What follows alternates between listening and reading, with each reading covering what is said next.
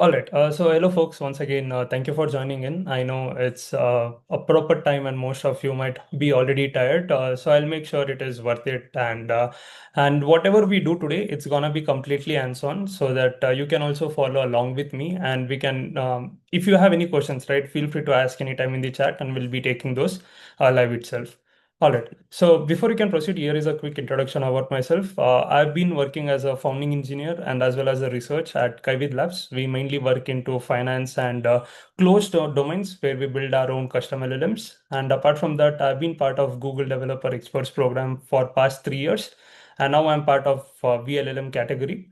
And apart from that, I love contributing to open source. I've been part of Google Summer of Code for 2 consecutive years. In 24, I was part of Red Lab, and in 23, I was part of C Microscope. All right. So here is a quick agenda that I want to focus today. So let me bring the agenda page. What we will try to do is first we'll try to claim our $5 GCP credits. And once that is done, I just wanted to brief out some important components that you need to know when you're getting to start ADK. And I'll also majorly focus on the planning part before you can even execute your agent so that you can learn something new, right? And once we are aware of the basic components and the major architecture behind the ADK, we'll start with the hands-on, where we'll mainly have the entire demo with use case driven, and we'll be building agentic RAG workflow. And we'll explain what the agentic RAG workflow is and how we will proceed with it. And once the demo is done, we'll also have tracing, monitoring, and eval pipeline so that you can evaluate your ADK agents. So this is the major focus of today's session. And then, since again, we are developers, we know there is not just one approach to tackle any problem statement, right? So we have multiple approaches. So the first approach which we will be taking will be completely routing based. And second approach, I'll also be showcasing how you can use multi-agents in ADK. So, right, if someone is already aware of ADK, for those, this approach too will be very helpful. And once that is done, since you guys will also be claiming GCP credits, after this session, I'll be sharing you the code lab resources so that you can continue further. All right. So what we will do is we'll get started with GCP credits, and I'll also show you the user journey on how you can claim it. So before we can proceed, this is the URL that you are supposed to use to claim your credits. And I believe every one of you already have this URL. And if not, let me copy paste this in the chat. Uh, Let me open this. So this is the URL. And as soon as you open this URL, let me show you the user journey, how it looks like. So as soon as you open that URL, you should see this build with AI, trace, monitor, and evaluate AI agents. And you have a button at the bottom which shows click here to access your credits. So what I'll do is I'll wait for some time until you see this button. And once you are able to see this button, then we'll proceed next. So at every step, what I will appreciate is after you have completed every step, just raise your hand so that I'm aware most of you are following along. Let me add the participants list. Once you're done, just raise your hand so that I'm aware you're following along. And I'll wait for 30 seconds. So I've sent the URL. First step probably it's you have to sign up. And as soon as you sign up, you can again refresh that page so that you can see this button. And this is how the first screen will look like. It will show you to sign up into Google. And as soon as you sign up, the next step is refresh the page and you will see this particular button. Just a quick thing there. Please ensure that you are signing up with the email that you used to register for the event, because that is one that has been pre-approved. And if in case you're not able to, do that, just drop me your email. I will try and get that pre-registration done even now. And once you're done, just raise your hands.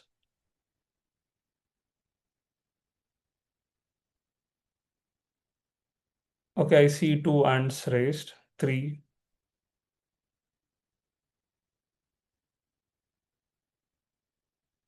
I'll wait for 15 more seconds.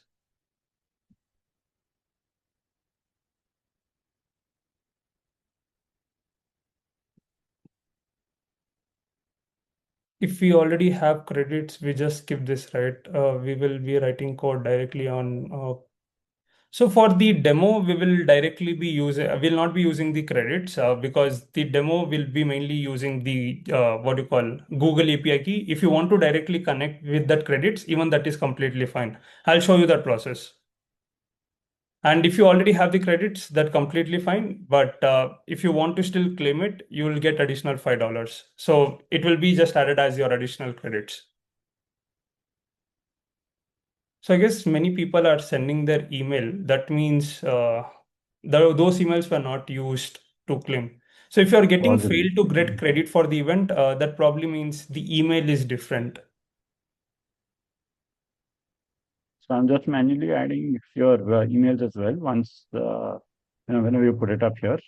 So with that, you will be able to then repeat that process and try to get the credits.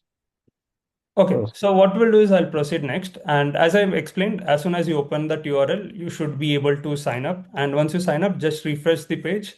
If not, copy the link again, you will see this particular button. And as soon as you click this, you just have to accept the terms and condition and just make sure you have your first name and surname correct. And once that is done, just click on accept and continue. And as soon as you click on accept and continue, you should be able to see your dashboard. And then what you can do is you can come back to this dashboard and in the search button, you can just search for credits. And in this credits, you will see the show results. So this is the first one. Now, if I click on this credits, initially, whenever you're using GCP, you need a billing account. Since we do have this free credits one, you can directly use try GCP billing. And once that is done, you should be able to see your remaining value, which is $5. So if you are able to see this, you are able to claim your $5 credits.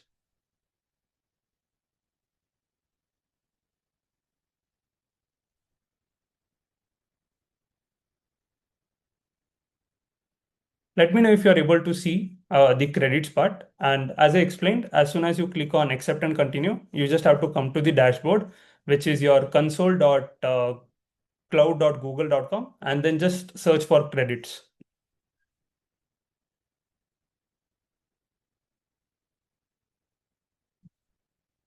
And in just in case, let's suppose if you're not able to see your credits, what is the alternative step? The better step is you can create a new project. And as soon as you create a new project, first thing is you have to click on the select a project and then you have new project. So let me show this on the console itself. So now if you see on the top left hand side, you have select a project. And once you click on select a project, you have new project over here. So I'll just click on new project. Give a name. It can be anything. If you are working with evals, so you can just write evals and then click on create.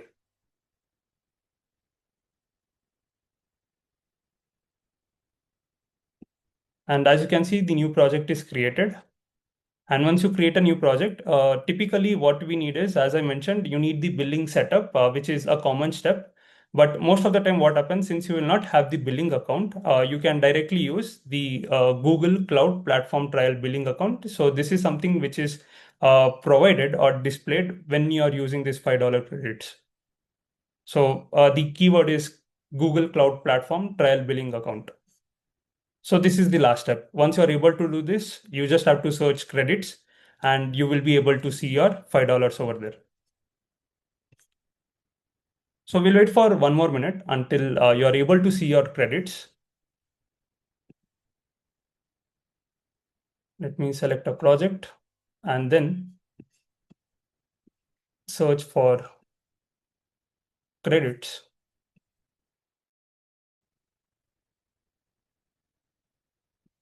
And once you're able to see this $5, we'll proceed with our actual talk.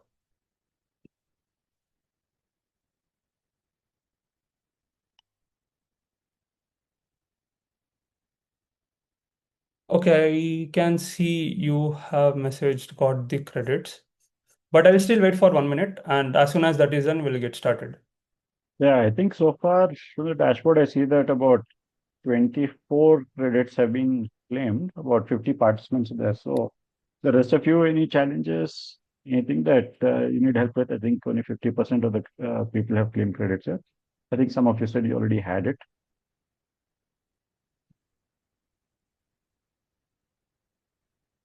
Okay, so if you are facing any issues, what you can do is you can add the message in the chat, and probably Nihal or the team will be looking into that. So what we'll do is we'll get started with the actual talk. So the major focus is how to get started with Google ADK and what are the major components that we are supposed to be aware of, right? So this is how the simple architecture of Google ADK looks like. So we have an orchestrator.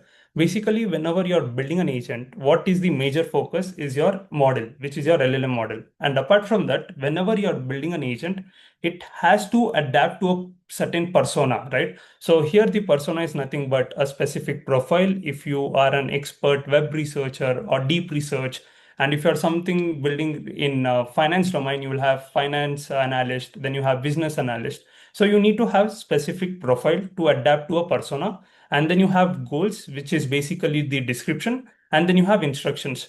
So to someone who is already worked with LLMs, you might have come across a keyword called system prompts. So what we will do is let's talk about system prompts. Whenever you're writing a system prompt, the major focus should be a persona. And once you define a persona, the next thing is you need to have instructions. So the instructions are very important. Now, why is this important? Let's suppose you're building a medical chatbot, right? And if someone as a user comes and asks, who is Virat Kohli? Technically, your chatbot should not answer those questions, right? So if you want to add the control in your LLM-based application, most of us typically use system prompts. So here the instruction has to be very clear. And then we also define structured responses. So structured responses is basically a schema, right? Schema in the sense if you want your output to be in JSON Markdown, we define those in system prompt. And last but not the least, which is typically ignored by most of us, it is providing motivation, but in a negative sentiment. Now, let me showcase some of the research why I've explained this. So, motivation in the sense, if you give any task to an agent, which is your instruction, you should tell what that agent will achieve in order to perform those tasks. And now there is also a reason why we have to keep this in a negative sentiment. And there is a research paper called Mind Your Tone, which I'll also attach in the description. And in this research paper, if I scroll below, there is an observation which the researchers have done. So if you see, if your prompt is in a very polite tone, the accuracy is around 80%. But if it is in a polite tone, it is around 81%. But if you are asking a very rude prompt, the accuracy just increases, which is around 84.8%. Now, this is just research, but are there any practical examples for this? And obviously, there are. So now if I check this particular system prompt of a famous product called Codium. And to those who don't know Codium, let me zoom this. So Codium was basically built by Windsurf team, and this was actually sold to OpenAI around 3 billion. And whoever was the founder of Windsurf, Varun, he joined Google and he built anti-gravity. So the core product Codium was mainly an IDE, which is our agentic platform, and this is how the system prompt looks like. So if I zoom this a bit, I'll just read it out, or else let me open this in a different tab. Windsurf Codium system prompt. So is this visible? Uh, if anyone can just confirm if you are able to see the prompt. Yes, visible. Okay, so now let's just revise what we did. You do have persona, and after persona, you need to have instruction. Then structured responses typically is a big schema, so it is skipped in this particular part. But when you see the actual code, you should be able to see a Jinja template, and then you have motivation, but in a negative sentiment. So now if you see here, the starting line is a persona, which is you are an expert coder who desperately needs money for your mother's cancer treatment. So the expert coder is the persona. Then you have an instruction, like you will be given a coding task by the user. If you do the task, you will get certain amount. So now the motivation here is you are getting paid 1 billion amount. So this is the motivation. But what is the negative sentiment? It is mother's cancer treatment. So this is one way of writing, right? And there are also some GitHub repositories which define system prompt where you give instructions and then you define a line saying that if you don't perform the task, you are fired, right? And this prompt even we have used in our demo that we will be using today. And if not, there is a library called OpenAGI. And in this, if you just search for prompts, you will see most of the prompts are in negative sentiment. So this is one way. The reason why I showcased all this is because when you're building an agent, providing instructions and goal is very important. But if you also provide motivation, it just improves the performance, right? And this is the first thing. Second is memory. Basically, whenever you are building your agentic platform, you have two kinds of memory. One is short term and one more is long term. If you are giving any task, you are creating a temporary session. So whatever you ask the question within the temporary session, that is nothing but a short-term memory. If you want your agent to remember all the preferences that you have across multiple sessions, that is where we have long-term memory. So let me give you an example. Let's suppose you're traveling from Bangalore to Hong Kong. You have specific preferences. You need vegetarian food and you need window seat. Now, what happens is you're traveling to a different place. Let's suppose you're traveling to Europe. You want your agent to remember all your preferences. So the next time, whenever you're telling, hey, can you give me an itinerary plan for so and so? It should give you the restaurant of those which has vegetarian food. So that is long-term memory, which is being remembered across multiple sessions. And again, memory is a very vast topic which requires a complete different session. And apart from that, we have model, which is basically our Gemini 3.1 or Gemini model series. And then we have tools, right? So tools is the major component whenever you have your agent, because this is where you get your logic from, whether it is MCP, whether it is agent skills, or whether it is your custom Python functions. All those things fetch you the logic which is given to the agentic workflow. So you have the major profiles, then you have memory, then you have model, and then you have tools. Now, let me also focus on the code snippet on how it is actually built. It's very simple. You just have to instantiate your agent from Google ADK, provide a name, give a model. And as I said, you need goals. Goals is basically defined in description, and then you have instruction. And then we also have tools. Tools is basically your custom functions. It can be web search, it can be code review, it can be anything from where you need to get your context. And now, one more thing which I want to usually focus is the reasoning part, right? So most of the time, whenever you're building your agent, it is only used for execution. But not every time we need execution. We also need to have proper planning before even you're executing something. So this is where we have a concept called React. So React basically stands for reasoning and action. So how does this work? If you ask any user question, the first thing is it will think what it is supposed to search, what tool it is supposed to use. So once the thinking process is done, then you're using action. So in this action step, if you notice here, the question is, I want to book a flight. Now you have four tools. First tool is you have flights. Second tool is you have search. Then you have code, and then you have calculator. Based on the thinking process, it will pick a action. So you have four tools. Flights is the most relevant tool. So that will be picked in the action. So you have thought, then you have action, then you have observation. So this loop will repeat until you have a proper planning, which is completely reliable. So once that is done, your complete planning part is done, and then you proceed with the execution. So how is this defined? And whenever you're defining your agent component, there is a parameter called planner. So inside this planner, you just have to instantiate planned React planner. So this is how you are supposed to define your planning part. So once the planning is done, then you can proceed with the execution. And most of the time, we typically miss out on this. And this was recently added. I'm not sure the exact date, but this feature, it's only used when you are supposed to use very complex tasks. So you can also check out the documentation. The link is here, and I will also be sharing the slides at the end of my talk. All right. So now that we have talked about the architecture behind the agentic workflow, we'll probably proceed with the demo part now. So in this demo part, what we will try to do is we will try to build a router agent. So what this router agent will do is you can ask any questions which is related to a document. If the question is from the document, it will use retrieve docs. In this retrieve docs, we will be using a RAG pipeline where you are saving your data inside a vector database and then fetch the relevant context. What if the user query that you ask, if it is not in your knowledge base, then it will use web search. So this is one approach where you can use multi-agents. If not, you can directly connect your router agent to two tools, and both the code is available in the demo. And now, to those who are not aware of what is RAG, there are actually two parts. So the first part is basically your retriever, and second part is basically your generator. And most of the time, we mark as our document processing as offline. So why is it offline? You have your own data, you save that in the vector DB. Once it is already saved or indexed in your vector database, then probably you can build your chatbots, right? So the first part is nothing but your document processing, which is inside this red block. So you can get your own document. It can be PDF, PPT. Then you chunk your data so that you don't reach most of the chunks. I mean, you don't overfit your context. And then you have your embedding model so that you can encode into vectors and then save it in a vector DB. So now if you notice here, you have C over here. So C is basically you, whenever you index, you need to have your raw chunks and as well as embedding model.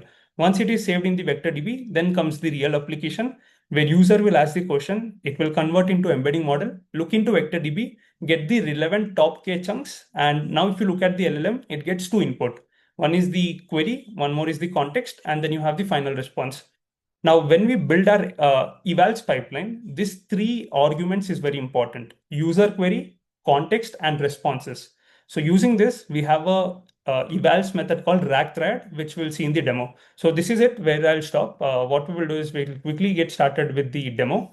And for the evals monitoring and tracing pipeline, we will be using Opik, which is completely open source.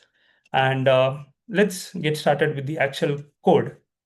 So this is the collab URL. So what we can do is take this particular URL, create a copy of it, and then we can get started.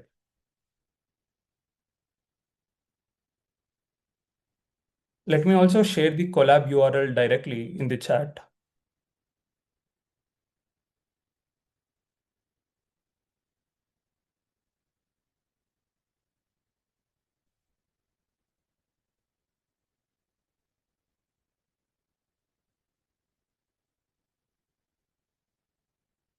And I'll talk about the use case driven workflows when we come to the actual part of the code. And until then, I'll just keep these slides at the different tab. So just make sure before you start running any code cell, you create a copy of it so that you don't make any modifications in the code. And creating a copy is very simple, and I hope every one of you are already aware of Collab. So you just have to click on File and then click on Save a Copy in Drive. And as soon as you click this, it will show you a window where you have to say Open in a new tab. So it will just show you this particular URL, and you just have to click on Open in a new tab. In my case, I don't need the copy, so I'll just close this. And here is the tech stack that we will be using. We'll start off with pip install Google ADK. Since we're using Collab, Google ADK is already installed in Collab, so we don't have to install it. If there is any latest changes which Google does, then we can upgrade it. But for time being, we don't have to update Google ADK, package. We'll use the same thing. And for tracing, monitoring, and evals, we'll be using Opik. And then for the RAG workflow, which is our retrieve docs tools, we will be using PyPDF. And the major focus, why am I using PyPDF is the question, right? Let me open a research paper. So usually whenever we use PDF as our source, most of the time we use two libraries, which is called PyPDF or it is called PyMUPDF. And in some cases, I've seen developers using unstructured IO so that you can also use the OCR support. And since I'm working with the finance domain, if I scroll below, and in most of the times in the finance domain, we have a PDF which has tables as well. And we want tables to be extracted very well in the raw format. So now if you look at the category of finance, there are different PDF parsers we have. We have PDF miner, then PDF plumber, then PyMU which is commonly used. And then you have PyPDF, then you have PyPDFM, and then unstructured IO. And if you notice this PyPDFM, most of the accuracy scores are highest in the PyPDFM. So this is the library that we will be using to extract the information from finance related domain. So let me come back. This is our PDF tool. And then you have fast embed to convert our data into embeddings. And then you have Qdrant client, which is our vector database. And once this is done, this is our first tool, which is our retrieve docs. So this is our retrieve docs tool. And second tool, what if my data is not in the knowledge base, but it is a general query or it requires a real-time search. So for that, we'll be using DuckDuckGo search just to show you the logic. The major focus of today's session is the tracing, monitoring, and evals. All right, so once the installation is done, it is always recommended to click on runtime and then restart the session because when you're installing this package, there might be some dependency version which might be overlapping with Collab. So once you do the installation, click on runtime, then click on restart session. That should do. And while the installation is done, what we can do now is we can get our credentials. So let's get started with Google API key. So I will click on this Google API key. And what it will do is it will open aistudio.google.com. So what I will do is I'll wait for 1 minute until we are on the same page. Can you share the link of the research paper? So this is for the PDF parser, and this is for the system prompt one. Or mainly I'll just say mind your tone.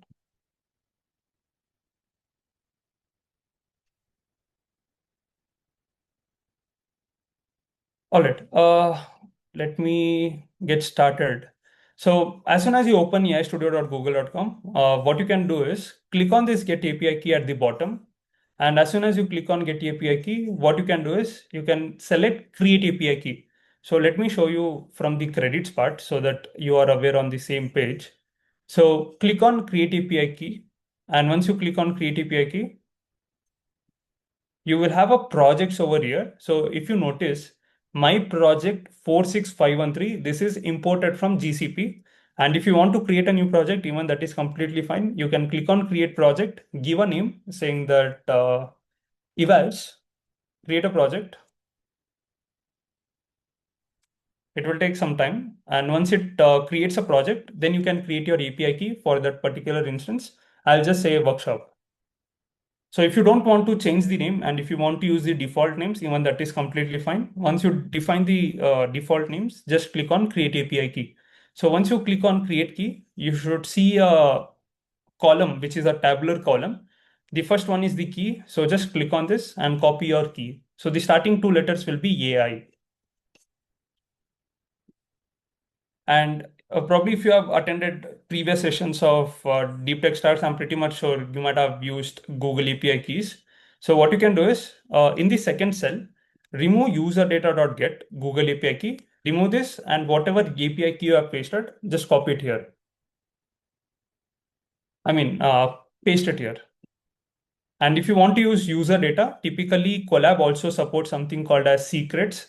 So you can click on secrets. And here, if you see, you can add new secrets. So once you add new secrets, you can define whatever name you want. For example, I usually go with the environment variables itself so that it is not confusing. So you can just define Google API key. And once you define a name, you can paste your API key on the value part. So you have name and you have value. And whatever name you have pasted here, if it is just Google, you have to copy this Google and paste it here, which is user data.get Google. So if you're not doing this, it's completely fine. Just completely remove this. You can paste your API keys directly here. Since I'm doing it live, I don't want to expose my API keys. So that's the reason why I've added in the secrets. So I'll just do undo. So just let me know if you're able to get your Google API keys. You can raise your hand so that we can proceed next. If you have your Google API keys, you can just raise your hands.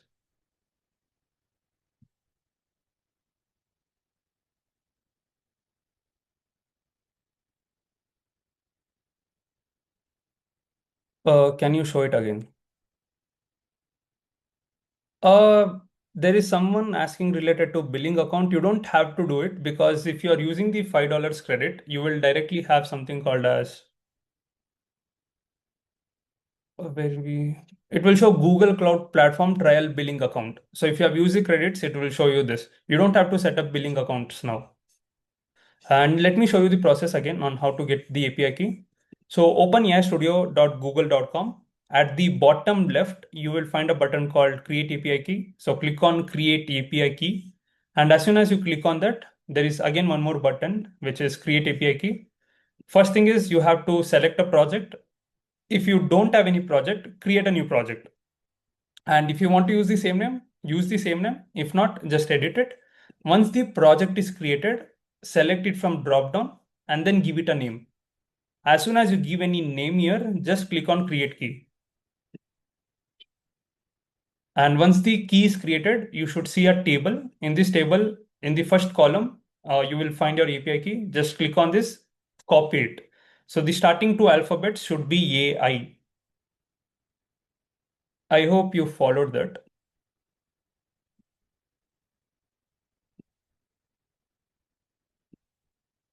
So let me wait for 1 more minute until you get your credits.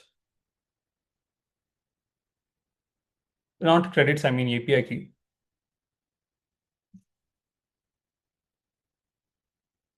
All right. So now what we will do is go to the next URL, which is Comet API key. Use the same URL, copy this. And now what we are supposed to do is we need three things. The first thing is we need API key. Second is we need workspace. And third, we need a project name. So by default, workspace, if you are signing up with Google, whatever Google name is there, that itself is your workspace. And project, I'll show you how to create a new project. So what we can do is click on this URL, Comet API key, and then it will ask you to sign up. And as soon as you sign up, it will show you the Opik dashboard.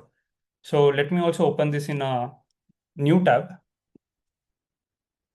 Let me copy this.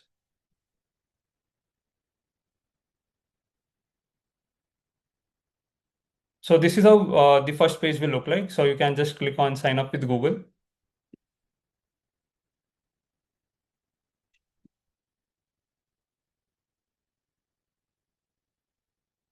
And then you can just select building with LLMs, Opik. So just select this option. And this is something that we can skip. And then you have your dashboard.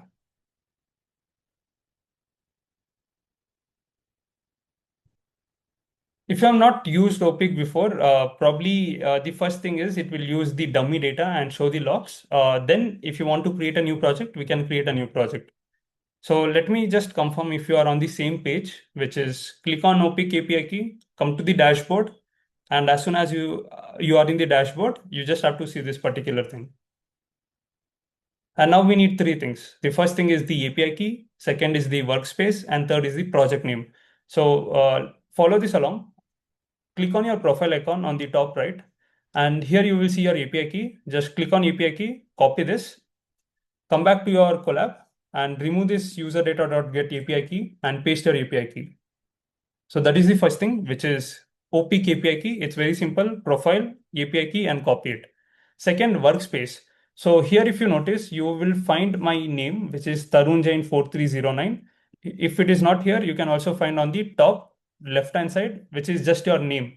So just copy that name. That itself is your workspace, and paste that in the workspace. And just make sure you edit Tarun Arjun and keep it your own name. So this is something that you have to edit.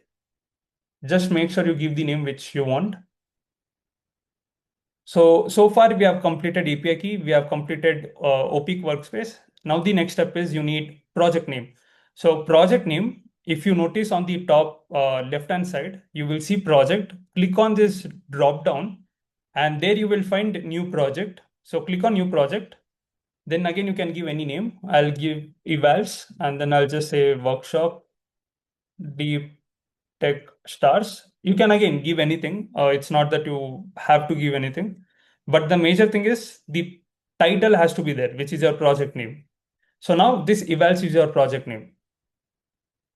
So the process is select this project drop down, create a new project, give a name, whatever name you have given, just copy that, come back to your collab and just paste it. So now we'll go a little bit fast since we are also out of time. I hope you have got your credentials. And first thing, what we are supposed to do is, if you're using Collab, asynchronous programming by default, it is not well supported. So we use something called as nested asyncio. So tell you where we are actually using async programming in Google ADK. But if you are using in Collab, it is always preferred to use async so that you can support it within the Collab instance. So let me run these two cells. And once this is done, again, this is a very quick start on how agent pipeline looks like.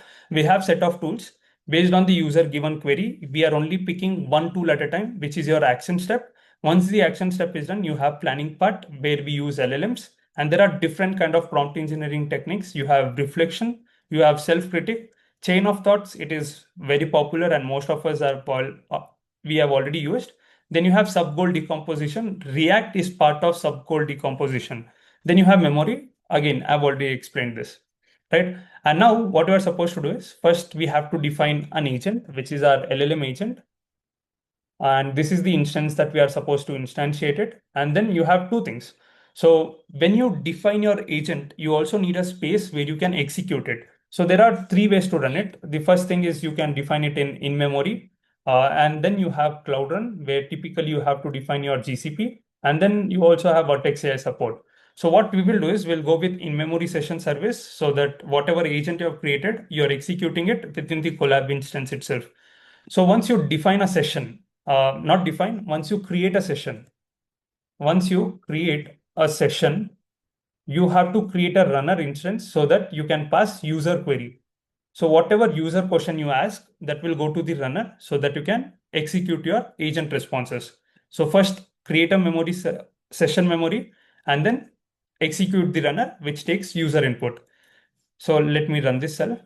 And models, what we can do is since you will be running different prompts, it is always recommended go with the lighter version.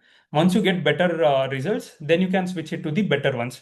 So you can go with Gemini Flash latest. This will typically use Gemini 3 Flash, and the newest model is Gemini 3.1 Flashlight.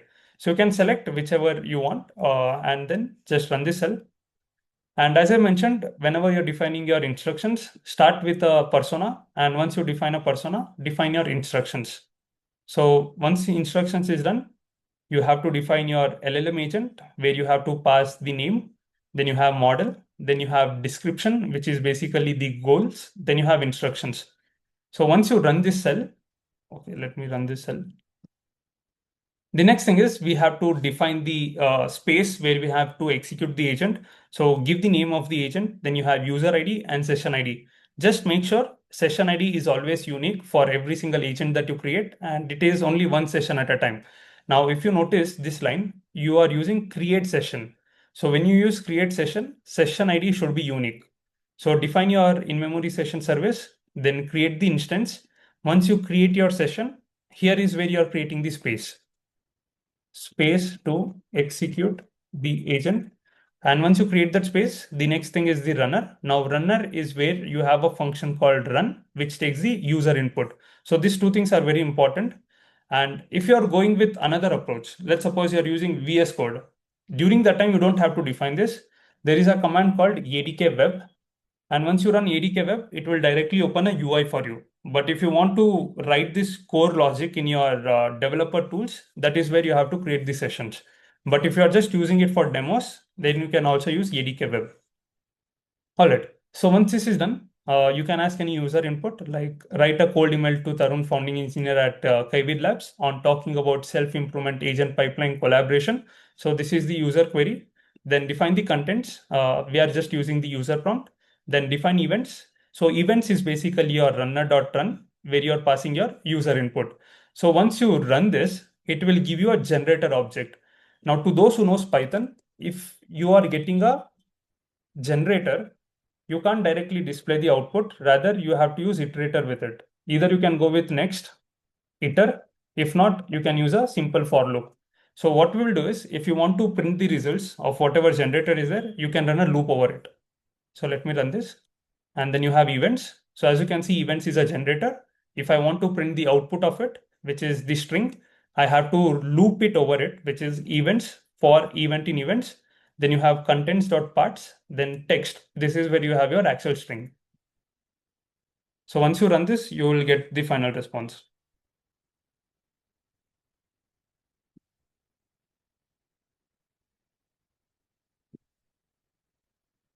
It should take few seconds. And there you have the message. If you want to make any modifications, you can update your instructions. This is to someone who wants to get started with Google ADK. I just wanted to show you the core logic because the same logic we'll be using when we execute our agentic RAG solution. So it is very important to understand the syntax before you actually use it in the actual demo.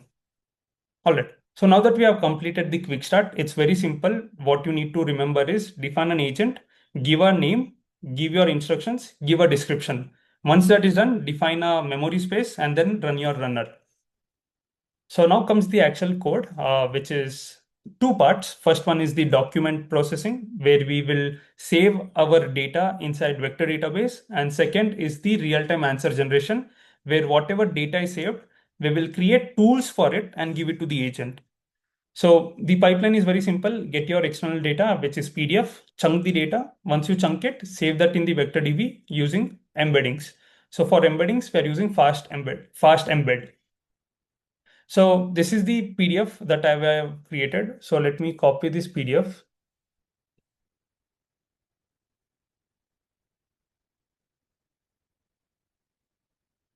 So the PDF is related to the Finance Access Survey of 2025. So this PDF is something that we will be saving in our vector database. So the first step, what we are supposed to do is download the data. So initially, if you notice on the left-hand side of my collab directory, there is nothing. So as soon as I run this, it will download your annual report. So if I refresh, you should see annual report.pdf. And once this is done, again, what we are supposed to do is when you executed this, this is happening in asynchronous programming. So what I need to do is I have to stop that particular instance. So I'm running this again.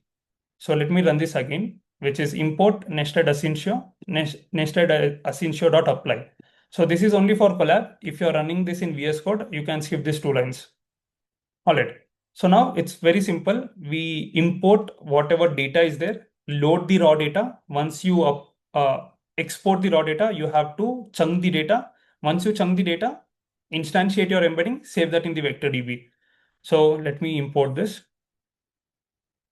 So as you can see, this is what happens in Colab, which is asynchronous programming. So now what I will do is I will run this again, then I will run it. Now it is closed. So if you open the end loop, you should also close it. So that's the reason why we run this multiple times. And now you can load the PDF chunks. And once you load the PDF chunks, this is where you have your raw context. And once you have raw context, you can also chunk the data. So for chunking, for timing, I'm just splitting it into 500 tokens. So now instantiate your embedding model.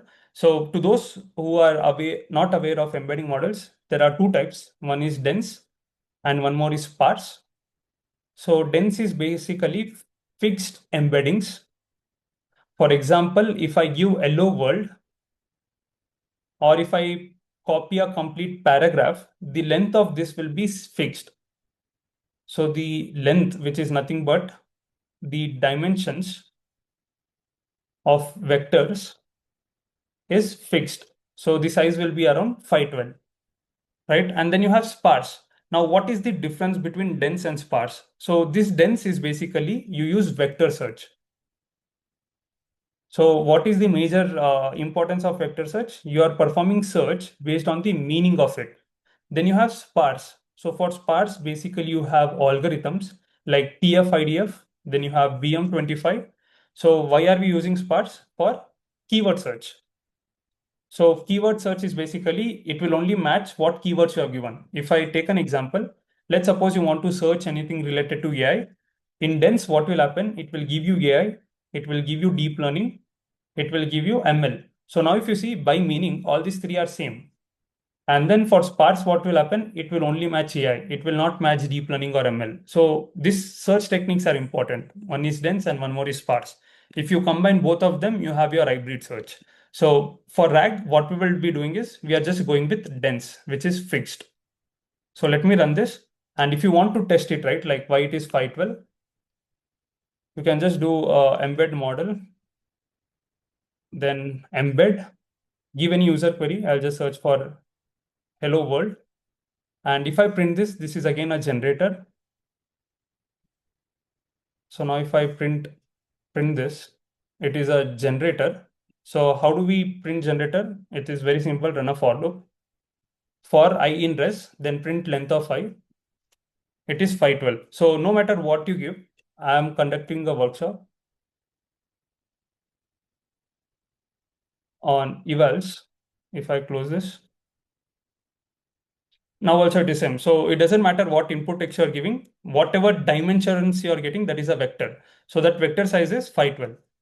All right. So we'll take the questions once we index the data inside our vector DB. So now what we are supposed to do is define a collection name which has to be unique for every single data you have. Then create a space where you are supposed to save your data. And there we are using vector database. Here also you have three approaches. The first one is in memory. Second one is local. So for local, we basically use Docker and then run the image, which is Qdrant client image. And then third option is you have cloud, where we need endpoint URL and API key. So to save our time, we are directly going with in-memory, where you can just define a path where you're saving your vector DB. So now if I just copy this and if I check the ls, it should be empty because there is no such file or directory. Now what we will do is we will create a space and then dump our PDF in this particular files. So define our collection name and client. And now you are creating a collection. When you create a collection, just notice you have to define your size, and size will come under vectors. Why? Because we are using dense. Whenever you are defining your dense vectors, it is vector search. So this keyword is very important. So define your vector configuration, give a size which is 512. And how did we get 512? It's from this. Whatever model we are using, the fixed dimension is 512. And then you have distance where you're using cosine similarity. This is mainly for distance measurement. And now if I search the same thing, if I run the same thing, it will show you collection and meta JSON. And now if I look into collection, it should be FAS, which is my collection name. And now once this is done, we just have to index our data. So whenever you're indexing your data, no matter what vector database you're using, there are three things in common. The first thing is you have ID. Second is your vector, where you add your main content.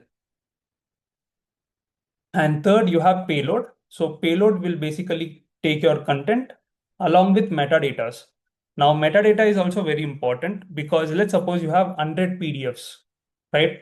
And if you're saving 100 PDFs into VectorDB, there are multiple applications like, let's suppose I ask user query, you get a response. This is very basic chatbot. So what you can do further with payload is you can generate response. You can tell from which source it was generated and from which page number it was created. So the source and page number is basically your uh, source and page number is your metadata. So this is typically we use in metadata. So now what we will do is create your vectors. Here you have ID, you have vector, then you have payload. And since our data doesn't have metadata, what we are doing is we are directly sending text. So once you run this cell, this should take some time. So what I will do is I will just skip this for time being. It's very simple. Just pass your PDF file, get all the chunks. Once you get all the chunks, just create index of it. And as soon as you create index, you have all the chunks and then just free up some space. So now we have completed the vector DB part where our data is already saved. So now what you're supposed to do is create first tool. So the first tool is basically you have retrieve docs. Inside retrieve docs, you are supposed to use query client. So in this query points, define the query vector. So let's suppose if you are asking anything related to projected reach of digital remittance market by 2034, this user query, you just ask the results, get the main text. So once this is done, it will generate your scores and the relevant chunks from your vector DB. So is there any questions? I know we are at the time as well. I hardly need 5 more minutes. Niyal, that is fine, right? Yes, yes, you can go ahead. Okay. So once you create your, I'll take the questions, spare me 5 more minutes. So once you have created the first tool, which is your retrieve docs, so whatever questions you ask related to PDFs, it will use retrieve docs and then generate you the context. So this is our first tool. Now the second tool is web search, where we are directly using DuckDuckGo web search, create the instantiation of it, pass the text and give the user query. And whatever are the top 5 results, I only need the body of it. For example, here I've given a real-time user query like Narendra Modi latest announcement made. So it will give you all the results which Modi gave on May 10th. So those results will be generated. And what you can do is you can, if the user query is real-time and if it is not in my data, then it will be using web search. So in order to build this, we will be using agentic RAG. So for agentic RAG, there are two ways we will build this application. First approach is this, where you build a router agent. Once I ask any user question to the router agent, this agent will define whether I should use retrieve docs or whether I have to use web search. This is very easy, right? So if you have less than five tools, if you have less than five tools, you just need one agent and give all the five tools to that agent. If you have more than five tools, then what we typically do is you define multi-agents. So you have agent one, you have agent two, you have agent three. So just imagine starting two tools goes for agent one, then remaining next two tools goes for agent two, which is three and four. And then my last agent will have five, six, seven. So whenever you define an agent, as I said, you can also define multiple tools, which I'll show in the code. So if it is less than five, just use one agent. If it is more than five, go with multi-agents. So this is the approach one. We have two approaches. So let me run this cell. So approach one, you have router agent where we give two docs. So the syntax is same. I've explained this earlier. Define an LLM agent, give a name, you have model, then you have description and instruction. Here, if you notice, here only I'm defining how it is supposed to route. If it is related to finance backing or anything related to annual survey report, it has to pick retrieve docs, which is my first tool. Second, route to web search if it is anything related to real time. And if it is ambiguous, let's suppose you are asking something related to finance, but that data is not there in my PDF, then what it is supposed to do, it is supposed to go with default. So default is basically retrieve docs. So we completed the agent. The major thing is we are defining tools here. How did we define tools? You have two Python functions. And whenever you define your custom tools, just make sure you define your doc strings. So this doc strings is basically your input given to the agent.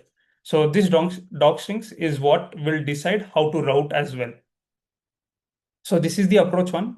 You just have to run this. And the approach is again same. Once you define an agent, give a name, give the user ID, define the session ID, then create a in-memory session, define your runner. Once you define your runner, that's it. So once you define your runner, here what you're supposed to do is, here is where we are using Opik integrations. In Opik integration, whatever tracer is there, you have something called as track ADK agent recursive. Define your agent and then give the tracer. And as soon as you define this, let me open the logs, how it looks like. So here, if you see, I've asked the user input. So the user input is projected reach of digital remittance market by 2034. And here is how the traces looks like. First, it uses router agent. It is using Gemini 3 Flash. It will use web search. This data, whatever I asked, it is from my retrieve docs. So first it used web search. It got the results, but it also checked retrieve docs because this information is there in the retrieve docs. Once you have the retrieve docs, then it generated the final response. And if it is anything which is not related to data, like who is Messi, then it is directly using web search and then directly giving you the results. So now here, if you notice, this is how your agent graphs looks like. You only have one agent. This agent has two tools. One is retrieve docs and one more is web search. And you also have approach to which I have hidden here. So if you just open this, this is how approach to looks like, where you have a router agent. If it is related to my data, it is going for knowledge base agent. This knowledge base agent has my retrieve docs. And this router agent, if it is not related to my data, it will go to news agent, which has web search. So this is how you can build multi-agent systems. So first you are defining your news agent, same logic, name, model, description, instruction. Then you have knowledge agent, same name, model, description, instruction, and tools. So now here, if you see, I'm only giving one tools. So once you define this, then you can have main agent. So inside this main agent, you have a argument called sub agents. So in this sub agents, you just have to define these two things. So if you are getting confused, you can just let me know. I'll share the slides so that it will be clear for you on how you can define different architectures. You can also use sequential and give your sub agents. So the only difference is you have to define sub agents instead of tools. That is the only change. All right. So this is the last part on how to do tracing and monitoring. Tracing I've already showed. Just define your Opik integrations ADK and pass your agent. It will trace and monitor your cost latency, and as well as tokens utilization. And the last part is your evals. So by default, when you're building your RAG pipeline, we use relevance. How relevant is your answer to the question? That is your answer relevance. Then how relevant is your answer to the context? That is your context relevance. Then you have groundedness. So groundedness, again, you're checking all three parameters and you have expected answers as well. If whatever response you got or context you got, is it similar to the ground truth, right? So now, since we don't have the data which we generated, we'll go with answer relevance. So from opic.evaluation.metrics, you can import answer relevance. And here is where we use something called as LLM as a judge. So what is this LLM as a judge? You define specific rubrics, and based on that, you will let LLM to decide the output. So usually it is always recommended to go with 0 or 1. And you might have seen many people keep the answer to be 0 to 5. So this is not recommended whenever you're defining your LLM agent. In most of the implementation, it will tell 0 or 1. And there is a research for this as well. Let me share this. So if I just search for binary, so here if you see, usually what you're supposed to do is you have to pass binary decision, which is pass or fail, which is 0 or 1. So why we are supposed to define that in the LLM as a judge? This is the block for that. Let me paste this in the chat and let me proceed next. So once you define this, you are supposed to define the model. By default, it is OpenAI, but since we have already defined Gemini, if you want to override it, you just have to define Gemini, then Gemini 2.5 Flash. So the syntax here is light LLM. So whatever models you need, you can check the light LLM logic syntax, and based on that, you can define this particular parameter. Once you define this, pass your retrieve document, and here if you notice, you have metric.score, where you have to pass your input, which is just the user query. Then you have output. So this output, where are we getting from? It is from the agent response. So this run agent, if I scroll above, it is the same thing. You have runner, then you are passing runner.run. And then you have retrieve docs. From this retrieve docs, you are getting the context. So we have query, we have context, and we have response. So once you have these three parameters, you can directly print metrics result. And all these things is logged in the OPIC dashboard as well. Same logic is applied for hallucination, and same logic is also applied for GEval. So you can just run these cells and it will trace it in the OPIC dashboard. So here, if you notice, you have GEval score. It's the same thing. Here you have router agent. And once you have router agent, whatever metric scores is there, it will be logged at the bottom. You have value 0.2 and the reason why it gave that particular score. We'll take the questions if anyone has any questions, since we are also running out of time. The logic is simple. The only thing what you're supposed to focus is the documentations. There are multiple metrics which is there available for you, but which metrics to use? It is always related to relevance.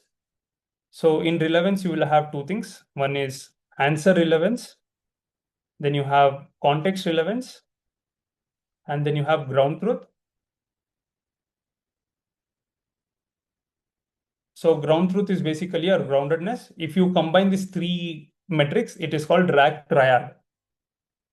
So if you just search for RAG triad, you will get this diagram as well. So this is the major evals that we typically use for RAG-based pipeline. And then we also use hallucination sometimes. Then you have truthfulness and you have faithfulness. And you just have to search for OPIC metrics, OPIC evaluation metrics. And here you have all the metrics which is mentioned. You have hallucination, you have GEval, then you have answer relevance, you have context precision, and whichever is relevant for your use case, you can pick those, right? And the syntax is same. Syntax is you instantiate it, and once you instantiate it, pass your input variables, which is query, context, user input, and in some cases it will be expected input, and then just run this course. And if in case you face any issues, you can just let me know. There are some videos which I've created as well. You can just check out this particular video. Here, if you notice, you have you are doing evals wrong. It's like a 30 minutes video where I've explained how your data needs to be and what is the decision behind using binary scores rather than rubric score. So this is that video. And yeah, if someone wants to learn about that hybrid search where I showed dense and sparse and how Uber is also using that. So you can just check out this video on how Uber is building their AI agent. So this is one resource. Probably will take questions.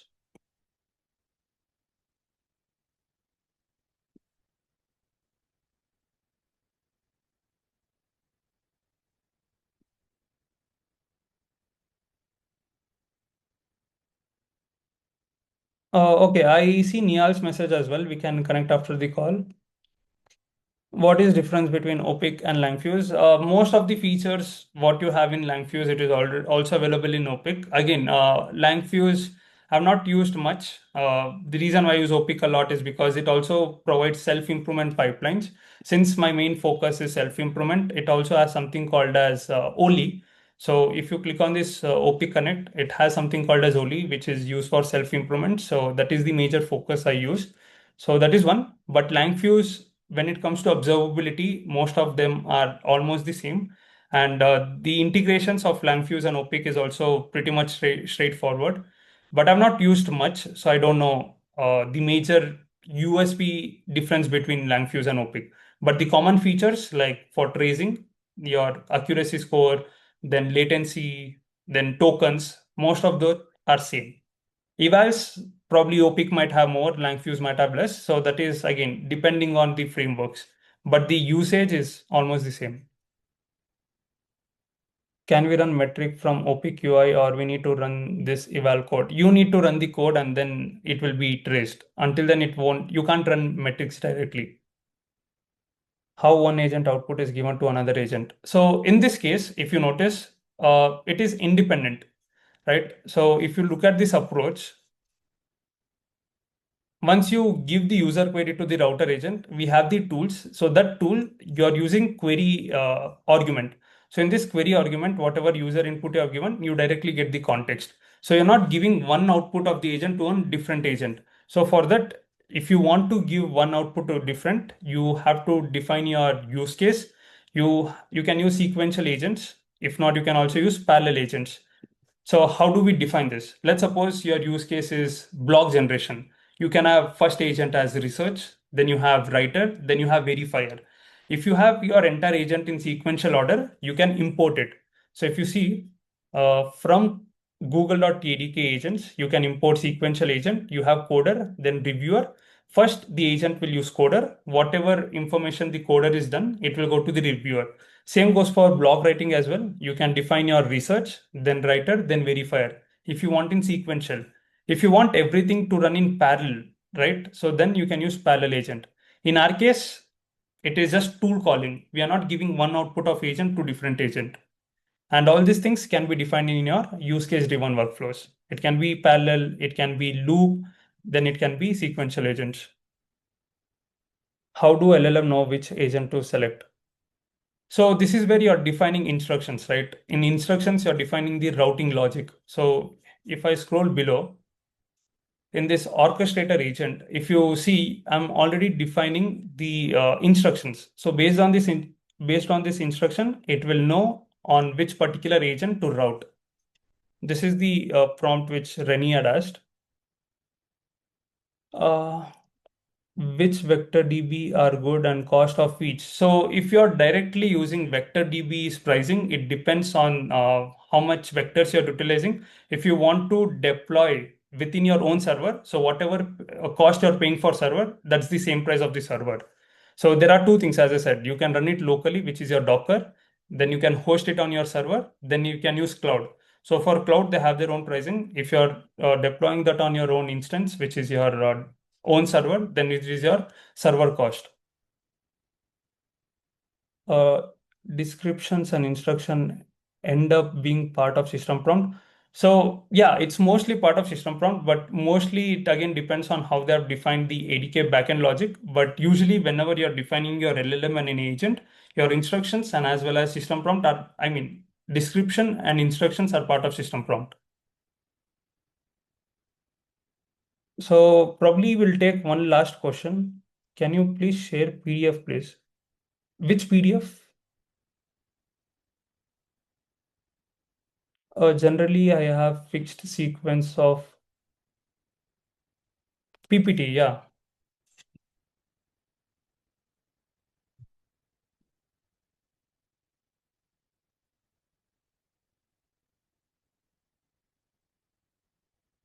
there was. I'll take this last question from Vyas. Generally, if I have fixed sequence of operations to be executed, should we create sub-agents, attach an orchestrator, or create sequence of agents like LangGraph? Yeah, you can go with sequence of agents. If you have fixed operations, yeah, creating multi-agents is a reliable option. All right. I'll also share my socials if in case you want to reach out after this session. These are my socials. You can reach out to me on LinkedIn. I do message on LinkedIn as well, Tarun Arjun. And if you want to subscribe to the YouTube channel, you have tons of resources. So this is the If YouTube you're channel. serious about a career in AI, follow Deep Tech Stars on your favorite social media platforms.